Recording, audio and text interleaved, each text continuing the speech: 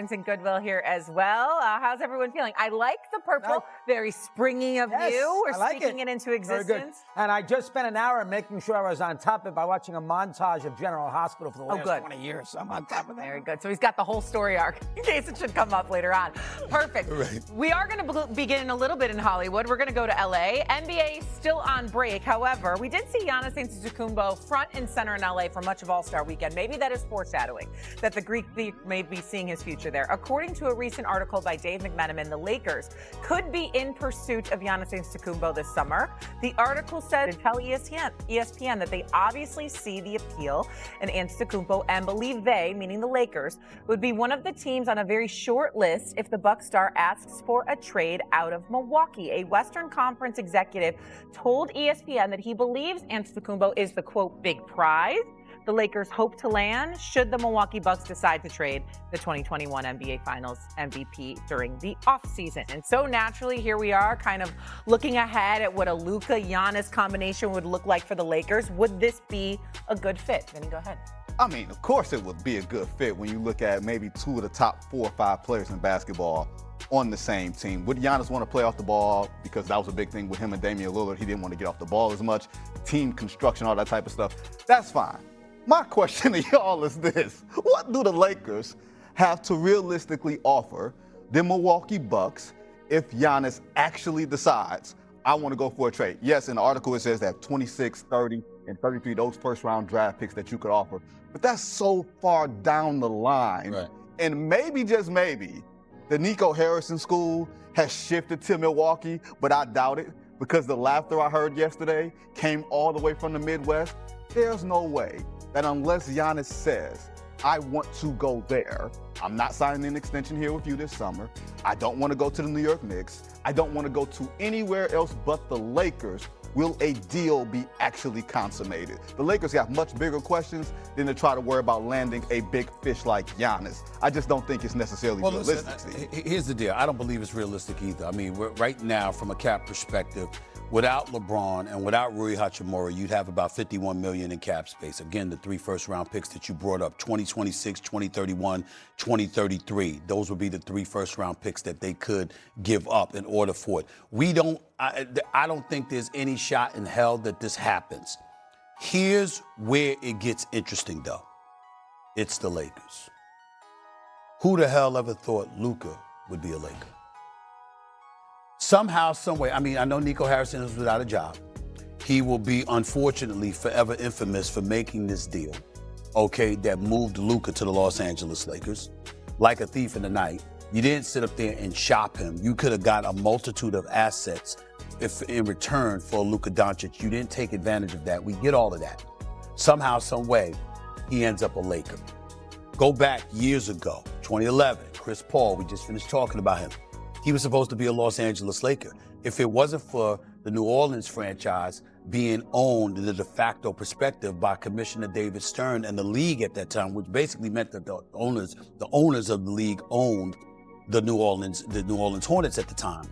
Dan Gilbert goes ballistic because LeBron James sits up there and snubs him by announcing he's taking his talents to South Beach. A year later, or months later, Chris Paul gets this deal. What happens in that deal? Here's why it gets interesting. You got the best player in Chris Paul in the deal. Plus, you would have saved about $40 million in cap space. Dan Gilbert goes ballistic and said, what are we going to call the rest of us, like the Washington Generals or something? Because he's talking about how does a franchise get the best player and still save themselves $40 million in cap? Which was the franchise that did that before David Stern stepped in and nixed it? It was the Los Angeles Lakers. So all I'm saying is I totally agree with you. It's highly unlikely. It's very, very implausible in my mind that the Lakers have the assets to get the Milwaukee Bucks. But somehow, some way throughout history, when the improbable happens, it's usually associated in basketball annals with the Los Angeles Lakers. So, in other words, you can never say never with them because for some reason, I don't know where the basketball gods shine down upon them or whatever, but something happened that, damn it, ain't supposed to happen. That's the Lakers' history, and that's what we can't ignore. Well, Giannis did say this weekend, and I understand he's in a tricky spot because he doesn't want to say, I want to be traded, but he did say this weekend with his quotes, I'm a Milwaukee Buck. I love the city of Milwaukey. And I went out of his way to say it. Now, I understand All-Star weekend, people get a chance to ask him questions. He doesn't want to ruin the weekend by saying, I want out. He's not going to say that. But he did go out of his way making a big deal. Right at the moment, he loves being in Milwaukee. Number two, why would, again, Dalton connect? Who are the Lakers going to send? Milwaukee needs draft picks and he needed a couple of young players. I think San Antonio, to me, would be the place because they can trade Castle. They can get rid of Harper. I don't know what the draft situation is. And then they can have Giannis with Wemby and freaking De'Aaron Fox. And that to me, or Minnesota would be interesting because you can team him with Anthony Edwards. Now, I don't know what Minnesota, why would they want Randall? I mean, why would they want Naz Reid? I mean, if you're Milwaukee, you don't want to be in purgatory with 40 wins. So they want young players who they can build around. And I'm not too sure. I don't know enough about who's available, young player, draft scenario, and who's got those picks. But I don't see him going to the Lakers under any circumstance. I know what Steve's saying. And Paul would have gone there. He entered the Clippers instead. He would have gone there. Right. If Stern didn't, Correct. It's not happening. So the Lakers seem to have a little. But check this out. Wilt went there. Kareem went there. They all go there. You'll appreciate this from an historical perspective. Think about Kobe. You're the 13th pick in the draft. Yeah, you're right. You understand? So somehow Jerry West gets you. Think about Shaq leaving Orlando like a thief in the night. Jerry West got him. Think about Magic Johnson. You got, coin flip. The coin flip. I mean, listen. Every improbable acquisition, I'm using the word improbable. Every improbable acquisition associated with basketball, it's usually the Lakers. So, okay. It's usually the Lakers. The question is, how would Giannis and Luka pair together? Would we love that? Actually, that's not a question. That was the question. Would Giannis and Luka be a good fit together? Giannis and Luka? What?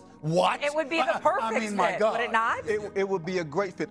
The one thing I want to point out about Stephen A. and what you just said, the Lakers always seem to benefit from ineptitude of other franchises. Sure. Smart. If it's one thing the Milwaukee Bucks cannot afford to be with this will he, won't he, they cannot be inept. They're going to put that extension in front of him on June 30th. If he signs it, he stays. If he doesn't, there's your signal. But you're also thinking about it straight up.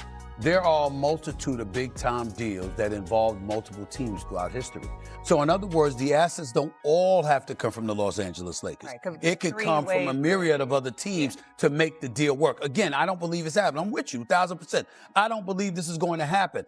I just know never say never with the Lakers because the history says you can't do that. If your players aren't good enough, if you're the Los Angeles Lakers, and to Doggy's point, if your young players are not good enough to elevate you in the Western Conference right now, why are they good enough for me? And also, they have to take care of Austin Reeves this summer. But all you're doing is saying why Milwaukee shouldn't do it. What I'm saying to you is this. Why the hell did the Dallas Mavericks do what they did? It makes no sense. That's a dissertation for another day. Exactly, but the point is that we're looking at it. Why the hell did they do it? Why did you do it? The owner. He knew, with Giannis, with him getting out of shape and everything else, they were worried about him. Yeah, but the owner got that done. Yeah, but what you don't do is don't call anybody else. Get on the phone with one team and make a deal for a player that was 6 years older and just as injury prone, if not more so than the superstar 25-year-old at the time that you're letting go of. That was just one of the most asinine deals ever, and there's no way around it. Here's your point about Chris Paul. And less certain. The King is on the precipice of retirement at 41 years old. His contract is up after the season. Yesterday, Dave McMenamin reported the Lakers would be happy to have James back for another run if he decides to play again. The only question remains, at what price point? That's what we're going to discuss with Alan Hahn and Janae Agwumike with me this morning. And when you look at this, Janae, we've talked about this for a couple of days now since he made those comments during the All-Star break. Should the Lakers bring LeBron back? First of all, hi, Get Up family. And if we're going to talk about eye candy, it's over here. Let's be real. Well, I can't say that. I'll get in trouble. Yeah, can confirm. No, I'll confirm that for you. You know what? Now you'll get. Thank you. I accept that. Going back to LeBron James, you know what's fascinating? I feel like it's easy to just say blame the 41-year-old for maybe some of the Lakers' woes. But if you remove his age and you do a blind bio, a 6'8" point forward averaging 22 points per game, 6 rebounds, 7 assists, highest basketball IQ in the game, you'd be like, that's a great player. Should the Lakers want to bring him back? Absolutely. He is a cheat code. Now, we understand that the usage has shifted to Luka's world, right? And also to the future of Austin Reeves. But as another contemporary alongside those guys, you should absolutely want to keep LeBron. And lastly, the Lakers' biggest issue is their defense. They need better defenders, and they also need to bring a dominant big back. That's what allows Luka to thrive. It's not LeBron James. Sinead, everything you said I agree with, because, again, the numbers are there, 22, 5, and 7. He is the second. He takes the second most shots on the team. He is what any prototypical wing you would want, right? Except one thing. He doesn't defend, and he can't shoot the three. He's at 30% in three-point shooting. His defense is not what it used to be when one time he was elite. He's not that now. So when you have Luka and you try to build a team around him like they did a couple of years ago in Dallas and got to the finals, what did they have? Bouncy bigs and 3-and-D wings that were around him. LeBron James would be an elite wing today because of all the things you said, except for the fact that wings today need to be 3-and-D types when you're playing with Luka. So you got to tell me the price point, and then I'll let you know if I'm all in on bringing back LeBron James. At $52 million, no. But if I'm Rich Paul, I'm saying you're getting a lot more with LeBron James than you are with a regular guy because of the draw he is, the tickets you sell, everything he does for your franchise off the court. That's going to be, to me, the sticking point to whether or not they want to bring him back, not whether or not he can still play. We all know he can. And interesting to see if there's a team around the league that will pay a higher premium for what could be LeBron James' retirement tour. Now to the tanking problem in the NBA. Mark Cuban says the NBA should embrace tanking. Take a look at what he had to say. We didn't take off, and only a few times over 23 years. But when we did, our fans appreciated it, and it got us to where we could improve, trade up to get Luka, how'd that work out, and improve our team. The NBA should worry more about the fan experience than tanking. It should worry more about pricing fans out of the games than taking. Okay, I have a hard time reconciling a league openly admitting that they tried to lose on purpose. And if you're, first of all, I love Mark Cuban. He's very smart. He's been great for the game, for NBA. He's been a huge fan, and he was a really good owner. But this is a typical wag the dog kind of statement that he made here, because you take the idea of tanking and try to sell it as something that is a good thing, and then you bring in something to distract you, which is, people need to afford to come to games. I promise you, in places that they lose a lot, it's easy to get a ticket to get into those games. The problem is, to say that fans don't care about winning or losing is not really paying attention.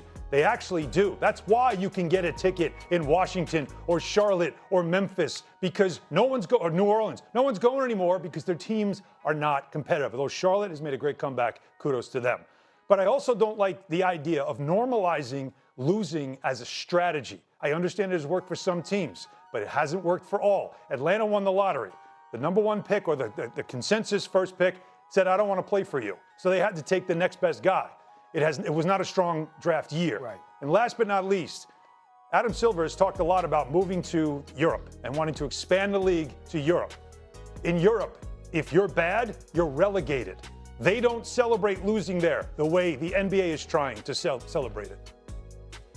You know what's kind of funny? The buzzword of the first half of the NBA season was ethical basketball. And then here we are talking after All-Star break about the tanking Olympics. Now, this is the truth when it comes to Mark Cuban.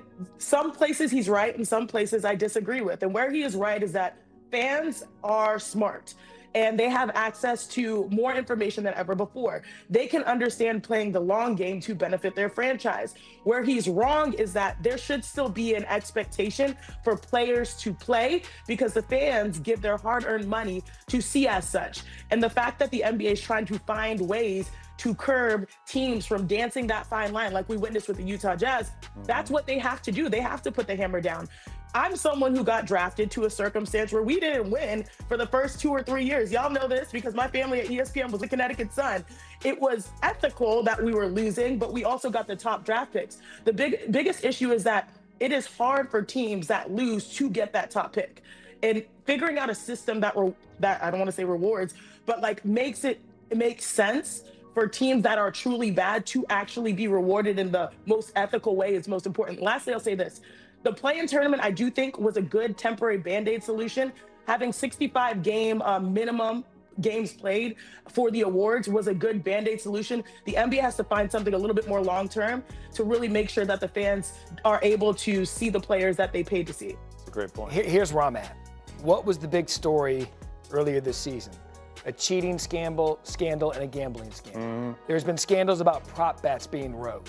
So you're telling me the same league that is in the same sentence of these scandals is now out here publicly talking about losing on purpose? Yeah. You know what that does to me? Damages the complete integrity of the league if you keep getting wrapped up in all of this. I completely agree. And again, you know, when you're talking about what this league should be about, no other league is about losing as a strategy. That, to me, is damaging to your brand as a league overall, and it's not a good way to sell the game. You know what we just did with our draft pick today? We won. We won big out here. We told me flat out it was Michigan, then they dominated a 7th-ranked team in the country last night. When you look at it now, again, there's some top-heavy leagues, there's some other good teams, but is Michigan head and shoulders above the rest? I wouldn't say head and shoulders, but they're the dominant team in college basketball. They treat games like guarantee games. I'm talking about league games. They get to talk about games against teams in the top 20. That's how dominant they've been, and it's all about their roster construction. When I look at it, look, you get 4 guys in the portal. Cadeau knocks down threes. You got that front court that's absolutely dynamic. They protect the rim. They can guard. Lenenberg's an absolute matchup problem. And then they retained their best players. And that's the important thing. Retention, go to the portal, get guys that can make a difference. They elite point guard in Cadeau, and the front court is dominating. So the biggest threat to me, you know, it's interesting. I think it's the team that they're playing on Saturday in Washington, D.C., and we'll be there for College Game Day. Look at what a deep tease that is on a Wednesday, teasing College Game Day. Good Just for you. pump faking my way through life. I'll get you there. Dusty May, by the way. Look, he's built a juggernaut without a single player projected to go in the top 10 of the draft. How is that possible in this day and age? Well, they got a bunch of NBA players on that roster. They may not have a top 10 player. Yaxel Lenenberg comes in the transfer portal from UAB. They get Morris Johnson from Illinois. They get Mara from UCLA. They get Cadeau from North Carolina. Those 4 guys are impact players. And then you retain a guy like Roddy Gale, Namari Burnett, and Cheddar. You go and get a impact freshman, Trey McKinney. So you look at it, you got a 9-man rotation. You got length, athleticism, shot making, toughness, maturity. So they might not have a lottery pick. They got NBA players, but what they have is depth and the pieces fit. Roster construction, find winning players that will give up a little bit of themselves for the good of the team, and that's exactly what he's done. I hate to keep bringing it back to college football. That's what Indiana did. You bring in a lot of guys that are going to be good, but they fit in the team. And the Lakers have an interesting portfolio heading into the summer of 2026 in hopes to remake their roster in the image of Luka Doncic. LeBron James and Rui Hachimura are unrestricted free agents. Austin Reeves has a player option and is due for a big contract extension. Dave's article discussed what trade options the Lakers have this offseason. It reads, a Western Conference executive told ESPN he believes Giannis Antetokounmpo is the, quote, big prize the Lakers hope to land should the Milwaukee Bucks decide to trade the 2021 NBA Finals MVP in the offseason. They could just say, F it, said one Eastern Conference executive, and go all in on Giannis. So, Ramona, how big a splash do you expect the Lakers to make? I think they've been trying to make a splash. Look, they took Luka Doncic out to lunch last summer, and they laid everything out. Said, here's our books, here's our plan, okay? We don't really have any space for free agents until the summer of 26, but they really have space in the summer of 27, too. And the summer of 27 is when Giannis could actually be a free agent. So you could try to trade for him this summer, or you could wait until see if he actually gets to free agency in 27, which is really hard to do this day in the NBA. Well, especially Get to if you free have agency. a weird opt-in situation Correct. in October 1st. Not until October. Right. But, I mean, listen, I've always heard his name connected to the Lakers for years now. It is not a coincidence that they have left this summer open to have this cap space. Yeah. And they're not the only ones. Miami's going to have cap space. The Clippers are going to have cap space. There's a lot of teams that are lining up to have cap space when Giannis could potentially hit the market as a free agent. So I look, I don't know that the Lakers can make the best offer. For sure. 3 first-round picks, Golden State's already going to agree need with 4. that, but have you seen the last free agencies the last couple of years? There's not really free They're agency. very Kind of a dud. Because everybody's signing extensions. He's not going to be available during that time. I don't predict it anyway. I don't see it happening. Somebody's going to grab him up, and he's going to sign the extension earlier than he can. You know what I'm saying? He's been trying to get that done as soon as possible. But, of course, any team that can get a Giannis, go all in for him. Yeah. I love it because he's just great. And tickets will be sold before the schedule comes out. But this fit with Giannis and Luka, I don't know if it works. I was kind of skeptical of even Bron with Luka, but Bron's a high IQ guy, more of a passer. Giannis needs the ball. He's more of a transition guy. Luka's more of a half-court, slow it down, but he also needs the ball. So that fit to me. When I first heard it, I was excited. I was like, hell yeah, you should do it. Put everything on to get Giannis. But I'm like, will it actually work? I don't know. I'm not sure how I feel about it. I'm not sure if it makes a ton of sense. But if any team can get Giannis, you might as well put your name in the hat and try to get him. I say the same thing. You go for Giannis, but I don't like the fit either. I see Giannis being ball dominant, and if you take the ball away from Luka Doncic, you're not going to get the same Luka Doncic. I don't think you went and got him to be less of himself. I mean, we saw it with Dame to some extent, and that didn't necessarily work. Yeah. And Luka's way more ball dominant than Dame. But Luka also one of his best attributes is to control the pace, control the game. Every time you think you're going to run away with it, it doesn't seem like he's moving fast, but he's moving intentionally. Yeah. If you change that speed with Giannis, how does that affect your rock star? Like, you already have one. So I just want to see more shooting around him, more pick and rolls. A light-skinned man might need help over there and go State. I'm just saying. Yeah. To your point, first and third in usage rate, those two. Oh, yeah. Yes. Well, let's remind people, this isn't like when the Dodgers went and got Shohei Ohtani and gave him $700 million. You can't just do that in basketball. No. It's not about, if Mark Walter could write a check for $700 million, that's not how it works. They have the second apron, they have caps, and there's other teams that can make a better offer for him. But it could be beneficial for both parties. It'll take less off of Luka and less off Giannis. But ultimately, I don't know. It'd be tough to. You want to know what's absolutely fascinating about being a Lakers fan right now? It's like watching someone solve a 1,000-piece jigsaw puzzle while blindfolded, except every few minutes they take the blindfold off, look at what they've accomplished, make some brilliant moves that perfectly connect 5 different sections, then put the blindfold back on, and somehow still manage to keep making progress towards something that's starting to look suspiciously like a masterpiece. But here's the question that's been driving me completely insane in the best possible way. What if all this apparent chaos and constant drama is actually the Lakers operating at peak efficiency, and we're just too impatient to recognize genius when it's unfolding right in front of our faces?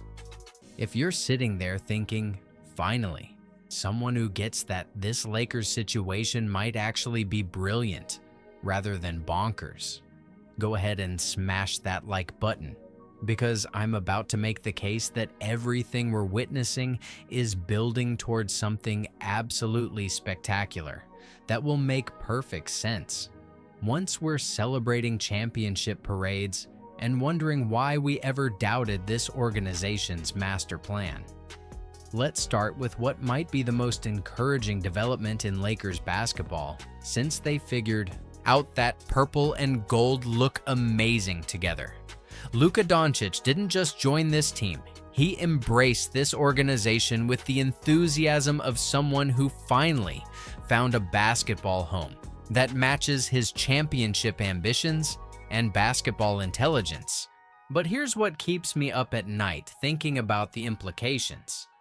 How exactly do you convince a generational talent who's already experienced disappointment and dysfunction with his previous team that your organization is different, especially when half the basketball world thinks the Lakers are just winging it and hoping for the best?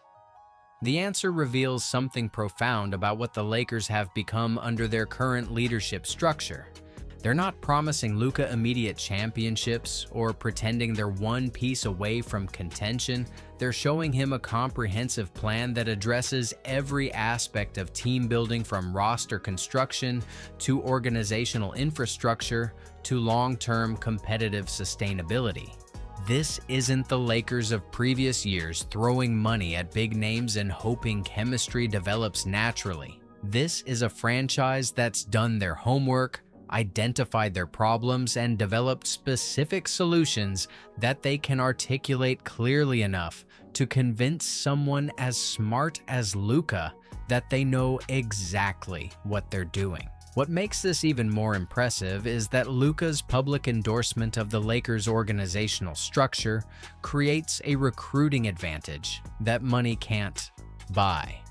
When other superstars see that a player of Luka's caliber is genuinely excited about the franchise's direction and competence, It eliminates the biggest barrier to attracting elite talent, which is the perception that joining the Lakers means dealing with dysfunction and uncertainty rather than championship-level professionalism and strategic thinking. I'm convinced this represents a fundamental shift in how the Lakers approach team building, moving from the throw talent together and figure it out later mentality to a more sophisticated understanding of how championship teams are actually constructed in today's NBA. When your best player becomes your biggest organizational advocate because he's genuinely impressed with the front office's competence and strategic vision, you've created something special that transcends individual talent and becomes about institutional excellence and sustainable success. Now here's where things get really exciting from a basketball strategy perspective. And this is where I start seeing the genius behind what looked like chaos. The Lakers have finally cracked the code on modern NBA roster construction by prioritizing players who can both shoot and defend, which sounds obvious until you realize how many supposedly smart organizations still haven't figured this out after watching the same teams win championships year after year using the exact same formula. But here's the question that reveals everything about the Lakers' evolved thinking. Why are they suddenly obsessed with finding defenders with length who can knock down shots when they spent the previous few years collecting players who were either excellent shooters, who couldn't guard a chair, or lockdown defenders who couldn't hit the broad side of a barn from three-point range? The answer suggests they've learned from their mistakes and are now prioritizing the types of versatile, two-way players that championship teams have been built around since the Warriors revolutionized how basketball is played. The beauty of this approach becomes clear when you consider how it will impact Luka's effectiveness and longevity. Instead of having to carry enormous offensive loads while compensating for teammates who can't contribute on both ends of the floor, he'll be surrounded by players who can space the court offensively and switch defensively, allowing him to focus his energy on the types of high-level playmaking and shot creation that make him special, rather than trying to overcome roster imbalances through individual brilliance.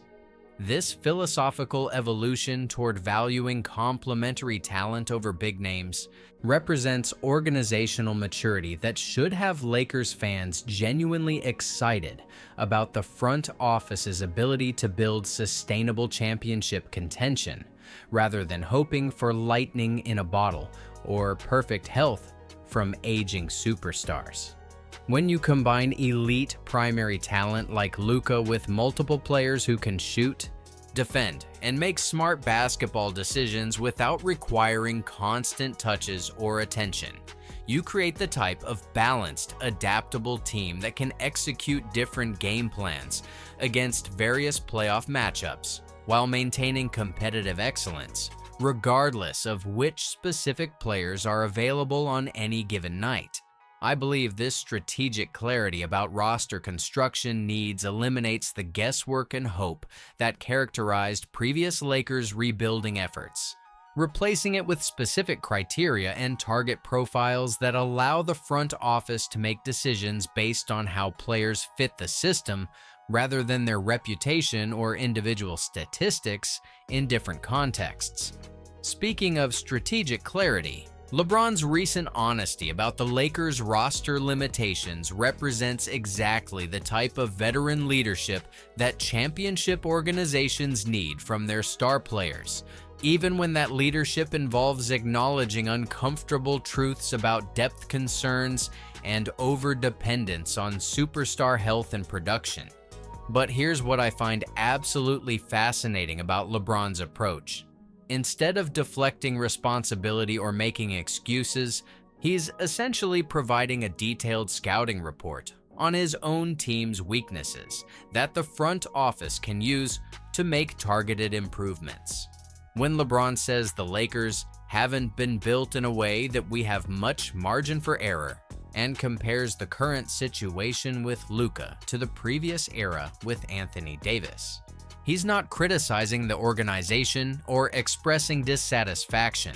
He's offering institutional memory and championship experience that can accelerate the team's development by identifying exactly what needs to change for them to compete at the highest level. This type of honest self-assessment from a player with LeBron's championship pedigree and basketball intelligence becomes invaluable when you're trying to build something sustainable rather than hoping for career years and perfect health from multiple players simultaneously. His willingness to acknowledge systemic issues that require organizational solutions rather than individual heroics creates alignment between player expectations and front office planning that championship teams absolutely require to navigate the inevitable challenges and setbacks that occur during multi-year building processes. But here's what excites me most about LeBron's leadership style at this stage of his career.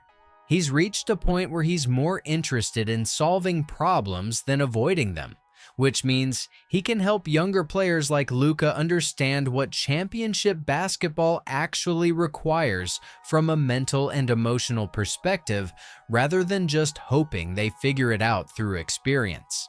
This mentorship dynamic between LeBron and Luka could accelerate the Lakers' championship timeline by years, combining Luka's prime physical capabilities with LeBron's championship wisdom and problem-solving experience. I'm thinking LeBron's honesty about roster construction challenges represents a turning point where the Lakers stop pretending individual talent can overcome systemic flaws and start building the type of deep, versatile team that can compete with anyone in a 7-game playoff series while developing the next generation of Lakers championship leadership through his example and guidance. Now let's talk about something that's been driving me absolutely crazy in the best possible way. The DeAndre Ayton situation, which perfectly demonstrates how completely backwards our evaluation of NBA players has become in the social media era, where every performance gets dissected like it's the most important basketball event since James Naismith nailed peach baskets to a gymnasium wall in Massachusetts. But here's the question that reveals everything wrong with modern basketball discourse. How exactly does someone become overrated when they're doing exactly what their team needs them to do without demanding recognition, creating drama, or exceeding their clearly defined role within the organization? Ayton's Lakers experience represents a masterclass in how role players contribute to championship teams without generating headlines or statistical achievements that impress casual observers who don't understand the difference between individual production and team success. He's providing interior presence, efficient scoring, and rebounding consistency as the 4th or 5th option on a team with multiple superstars, which is exactly what championship teams need from their supporting cast. Reliable production without ego demands or offensive requirements that disrupt the primary star's rhythm and effectiveness. What I find genuinely encouraging about Ayton's approach is that he's embraced his role within the Lakers' hierarchy without creating chemistry issues or demanding more touches, which suggests he understands what separates good players from winning players: the ability to sacrifice individual recognition for team success while maintaining professional excellence and competitive engagement, regardless of how much attention they receive from coaches, fans, or media coverage. His efficient shooting percentages and rebounding numbers indicate that he's providing exactly what the Lakers need from their center position, allowing Luka and LeBron to operate with the ball in their hands while knowing they have reliable interior production and defensive presence that doesn't require specific plays or offensive involvement to remain effective throughout different game situations and matchup challenges. I believe the criticism of Ayton reflects our collective inability to appreciate players who do their jobs professionally without needing constant validation or statistical achievements to contribute meaningfully to team success. Championship teams are built on players like Ayton who understand their responsibilities, execute them consistently, and provide stability without drama. Yet these contributions often get overlooked because they're not exciting enough to generate social media discussion or highlight real moments that casual fans remember after games end. Here's what really excites me about Ayton's fit with the Lakers. His willingness to prioritize team success over individual recognition creates exactly the type of professional culture that allows superstars like Luka and LeBron to focus on high-level playmaking and shot creation without worrying about whether their supporting cast will execute their responsibilities or create additional challenges through ego conflicts and attention-seeking behavior. The speculation about LeBron's future decisions continues generating discussion among fans and media. But here's what I keep coming back to when I think about this logically rather than emotionally. Why would someone who's achieved everything possible in basketball choose to leave an organization that's finally figured out how to maximize his remaining years while building sustainable success around younger talent that makes his job easier and more enjoyable? The romantic appeal of a Cleveland farewell tour makes sense from a narrative perspective, and the Cavaliers' salary cap flexibility creates practical possibilities for a reunion. But the benefits of staying with the Lakers seem to outweigh the emotional appeal of hometown nostalgia when you consider all the factors that matter to someone at LeBron's career stage and life situation. Los Angeles offers better weather, established family stability, superior organizational resources, a young superstar teammate who complements his skills perfectly, and a front office that's demonstrated strategic competence and championship commitment through their recent decision-making and long-term planning.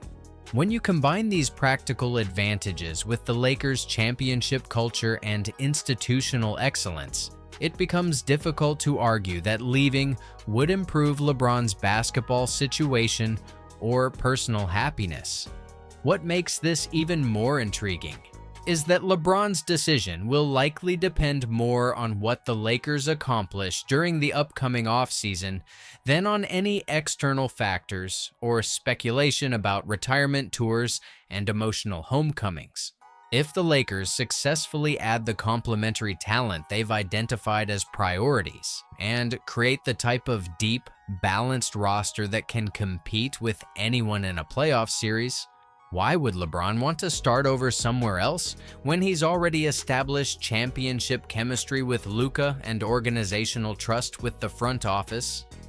I believe LeBron's ultimate decision will reflect his evaluation of which situation provides the best combination of championship opportunity, family happiness, and professional fulfillment, rather than being influenced by media narratives or fan speculation about what would make the best story for television audiences and social media discussion. But here's the development that has me most excited about the Lakers' championship timeline. The ownership transition to Mark Walter represents the type of organizational upgrade that could transform the franchise from occasional contender to sustained dynasty-level excellence with unlimited resources and proven championship expertise across multiple professional sports. Walter's success with the Los Angeles Dodgers demonstrates exactly how superior ownership, financial commitment, and strategic planning can elevate a franchise from good to historically great, producing multiple championships through organizational excellence rather than hoping for individual brilliance to overcome systemic limitations.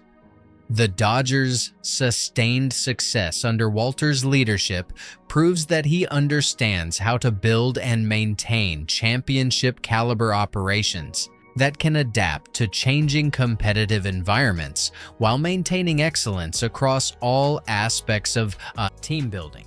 When Jeannie Buss explains that her father would have supported this sale because staying at the top of professional sports requires having the resources to compete with other elite franchises in every aspect of operations, she's acknowledging that modern championship teams need ownership groups with the financial capacity and organizational sophistication to excel in player development.